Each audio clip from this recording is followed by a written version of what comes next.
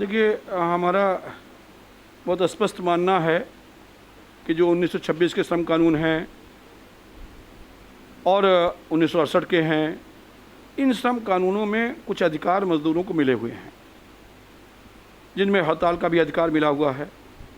तमाम fundamental rights हम लोगों को मिले हुए हैं कि हम अपनी आवाज़ को, अगर हमारा नियोक्ता, हमारा मालिक हमारी बात को नहीं सुनता है तो वो हम उसके खिलाफ, उनके खिलाफ धरना प्रदर्शन और इंकलाब जिंदाबाद या हड़ताल तक के का निर्णय ले सकते हैं। ये मौलिक अधिकार हम लोगों को मिले हुए हैं।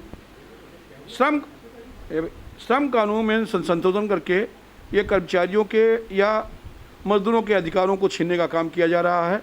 मैं इसका खुला विरोध करता हूँ।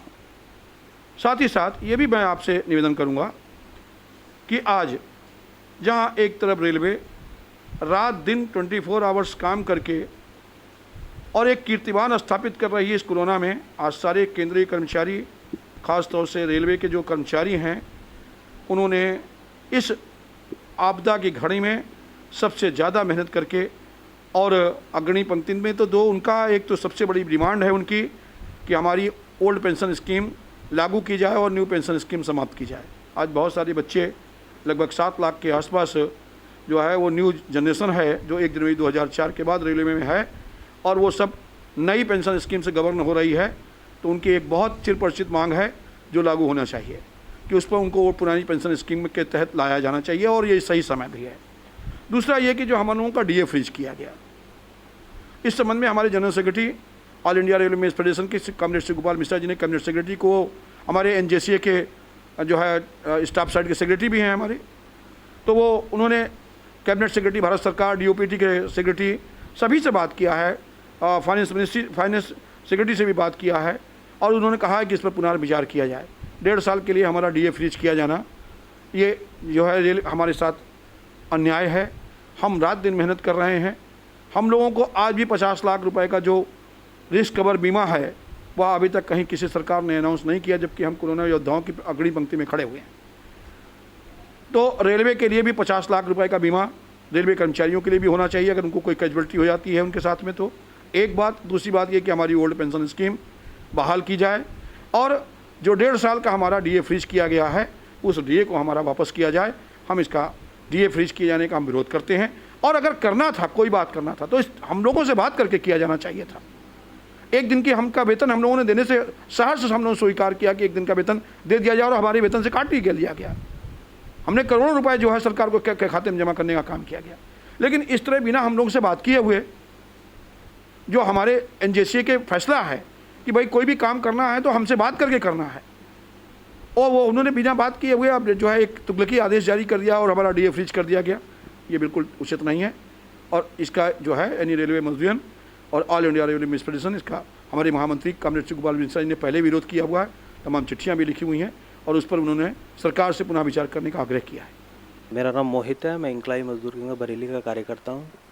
साथियों, जैसे कि हम लगातार देख रहे हैं जो सरकारें हैं, कोरोना महामारी के बहाने पे उन्होंने एक बड़े पूंजीपतियों को जैसे तमाम तरीके के टैक्स में छूट और तमाम चीज़ों में छूट दे के एक राहत तो पहुंचाई जा रही है, मगर अब उनको एक ये कोरोना महामारी की आड़ में श्रम कानूनों पर हमला करने का एक अच्छा मौका जो मिल गया। तो इन तो जैसे मजदूर वर्ग जैसे ही अब घरों को जाने के लिए पैदल पैदल परेशान हो रहा है, ठीक है, उसी बहाने से उन्होंने तो इस आड़ में बड़े पूंजीपतियों को एक जो तोहफे के रूप में श्रम कानून दिए हैं कि अब जो है आप मजदूर वर्ग से किसी भी तरीके से काम करा सकते हैं, ठीक है। सारे कानूनों को ख़त्म कर देना इस तरीके से। अगर हम पिछले टाइम में जाएं, जब से 2014 में, जब से ही तो मोदी सरकार ही तो सत्ता में आई थी, तो सबसे पहला उसका एजेंडा यही था कि जो बड़े पूंजीपतियों के संगठन है, फिक्की है और तमाम तरीके के संगठन, उनकी मांग थी कि जो हिंदुस्तान के अंदर जो श्रम कानून है उनको नचीला बनाया जाए।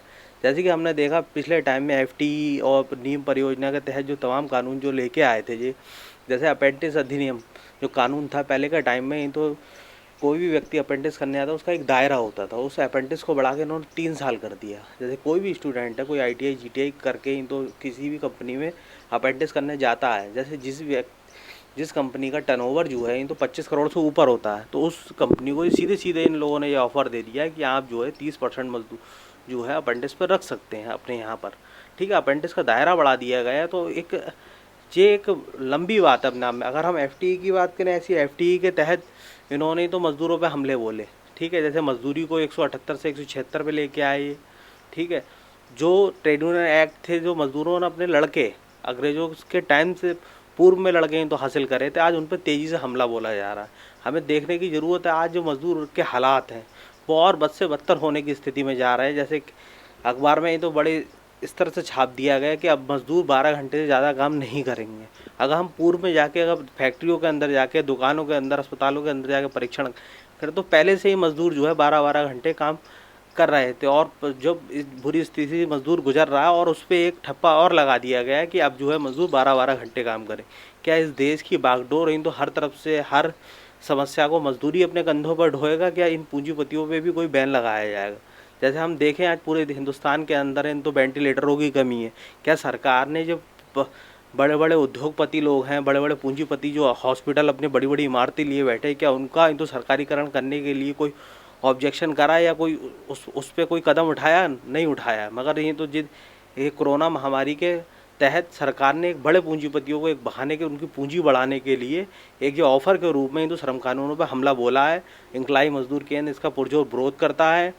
अभी जो स्थितियां हैं मजदूरों की तो उनकी कड़ी निंदा करता है। सरकार को उनकी व्यवस्था करनी चाहिए, उनके घरों भेजने की व्यवस्था करना चाहिए। और जिस हिसाब से लोगों का काम नहीं चल रहा है, उन पूंजीपतियों को छूट ना देकर उन मजदूरों को राहत देना चाहिए जो अपने घरों में रह के वो अच्छे से अपने भोजन और अपने परिवार की परवरिश कर सकें।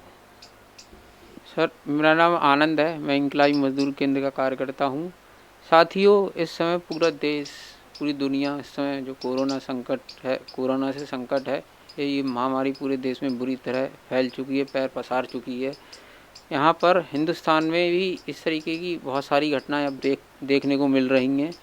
और यहाँ पर जो सबसे तीखा हमला है कोरोना की आड़ में सरकार द्वारा मजदूरों मेहनत कशों पे किया जा रहा है, वो इस रूप में कि योगी सरकार ने और आपके गुजरात और राजस्थान की सरकारों ने ये बाकायदा परमिशन दे दी है कि 3 साल तक के लिए जितने भी श्रम कानून वो सब स्थगित किए जाते हैं।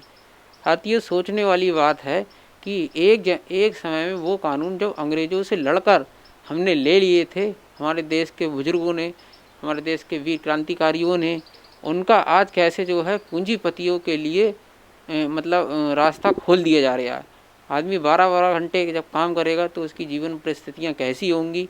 ठीक है, ये सब पूरे मजदूर वर्ग पे बहुत ही तीखा हमला है। ठीक है, इसकी जितनी भी आलोचना करी जाए वो जो है कम है। और अगर आप आज जब उन्हें लाने का मामला है, लगातार ट्रेनों को जो चलाने का मामला है, तो ट्रेनें भी साथी जैसे बता रहे थे वो सब एसी स्पेशल वाली ट्रेनें चलाई जा रही हैं। ठीक है, उसमें से उत्तर प्रदेश में कोई स्टॉपेज नहीं है।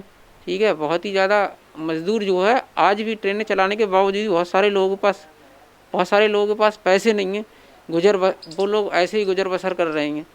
घर से जो हम काम करते थे वहाँ से वो पैदल और कूच कर रहे हैं। सड़कों पे, रेल पे औरंगाबाद वाला हादसा है ही, वो लगातार हो रहा है। ठीक है, दूसरी बात मैं ये कहना चाहूँगा, पिछले समय में आंध्र प्रदेश के विशाखापट्टनम में जो वहाँ फैक्ट्री में गैस रिसाव हुआ था, ठीक है, गैस रिसाव हुआ था, तो उसमें भी लगभग 1 दर्जन लोग जो है मारे गए और सैकड़ों लोग घायल हुए। यह घटना यह साबित कर देती है कि फैक्ट्री के अंदर एक तो श्रम कानून लागू नहीं होते हैं और उसके जैसे कई सारी इंडस्ट्री में जो है डेंजर जोन होते हैं, खतरनाक तरीके से काम करा जाता तो इसका बाकायदा ऑडिट और निगरानी होनी चाहिए समय पे। ठीक है, तो अगर वो होती तो इस तरीके की घटना शायद विशाखापट्टनम में नहीं घटी होती। लाइन से चले जा रहे थे और वो 16 मजदूर जो थे कट गए उससे किस तरीके से। लेकिन सरकार इसके बाद चेती, अगर इससे पहले चेत जाती तो शायद ये घटना नहीं घटती। ऐसे ही आप देखें जो ट्रेनें चलाई हैं, उन ट्रेनों में सारे मजदूरों से पैसा किराया वसूला जा रहा है। यहाँ तक कि गुजरात से बरेली किराया 400 है, उसकी जगह 590 या 740 टाइप से उनसे आज ही वसूले जा रहे हैं। आज की खबर हम देखें अखबार में लगी है कि मजदूरों से आज भी उनसे ठगी हो रही है। ट्रेनों में घुस जाते हैं लोग, 100-100 रुपये जो भी है वो उगा ले रहे हैं। है ना। वहीं सरकार बोल रही है कि हम लोग फ्री में अब भेज रहे हैं, इनसे कोई किराया नहीं जा रहा है, लेकिन उसके बावजूद उनसे किराया वसूला जा रहा है साथी, है ना। वहीं जो जो पुलिस का रोल है, ये पुलिस का जो रोल है वो लोगों को लठिया रही है, उन्हें क्वारंटाइन करा रही है, उन्हें भेज रही है ना। और वहीं ऐसे भी खबरें आ रही हैं कि लोगों की जांचें भी नहीं हो रही हैं, है ना। जबकि ये आदेश है कि मजदूर जहाँ से चलेगा वहाँ जांच होगी, और फिर जहाँ उतरेगा वहाँ जांच होगी। उसे अगर कोरोना है, वायरस है, तो उसे पहले क्वारंटाइन कराया जाएगा, इलाज दिया जाएगा, है ना। ये चीज़ें चल रही हैं। लेकिन यहीं पर हम देखें बहुत सारे जो हजार मजदूर हैं, अभी कल की खबर है कि 40 मजदूर जो पैदल आ रहे हैं, तो वो एक गर्भवती महिला थी, तो उसका बच्चा रोड पे ही हो जाता है। तो सरकार जो है ऐसे में कोई जो है कोरोना वायरस के जो गरीब मेहनतकश मजदूर हैं उनके लिए कोई सुविधा मुहैया नहीं करा पा रही है। वहीं हम एक तरफ देखें तो जो पूंजीपति वर्ग है उसके लिए हवाई जहाज़ों से लाया जा रहा है,